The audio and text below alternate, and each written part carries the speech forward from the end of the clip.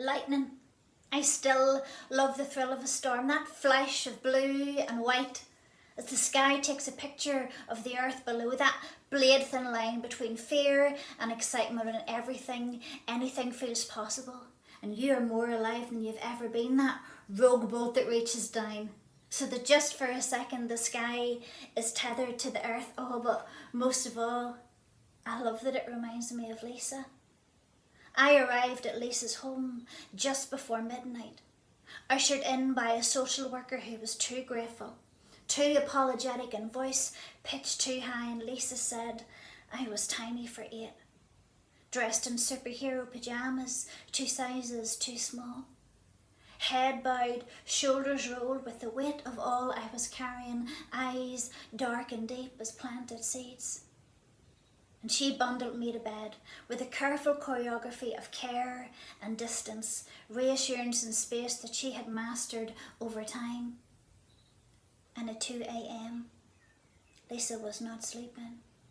She was watching the storm. She was listening for me. The first boom of thunder, the smallest of whimpers, escaped me, and she was there, lifting me from the bed, smelling like apples, and carrying me down the stairs. She sat me on a sofa facing patio doors, placed a rug around my knees, and as I curled around her like a comma, we watched the lightning dance across the sky. "What makes it happen?" I asked her. "It's electricity," she said. "What, like plugs?" "Well, kind of, but more like the wires inside the plugs. But electricity is all around us, even inside you. That's how your brain tells your body what to do. It sends messages all through your body, like lightning." "What, like superpowers?" I asked her.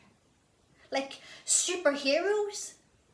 And Lisa just laughed in a way that I didn't know grown-ups could laugh. I padded towards the patio doors, and cupping my face to watch the storm, I felt like I could do anything. And later, as she carried me to bed, I clung to her with such force, bone on bone, that Lisa said there were bruises in the morning. Lisa's bruises faded, but the marks that she left in me have stayed.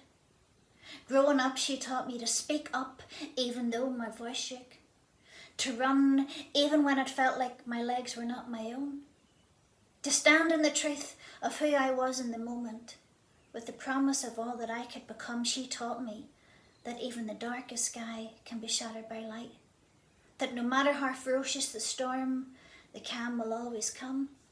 I took what she gave me, poured it like liquid steel into the cavities left by others, until I became stronger than I ever thought I could be. As I stand here, I still feel it. The dryness in my mouth, the pulling of blood in my fingertips, and your expectation is clinging to my skin like salt. So I will anchor my feet. I will square my shoulders and lift my chin the way she taught me, because you need to know, if you've ever felt it, the dryness in your mouth, the nausea in your stomach, the battering of your heart, the crackle of sweat in your back, do not let them tell you it is fear. It is your electricity. It is your superpower. It is your lightning. And if you use it, you will light up the world.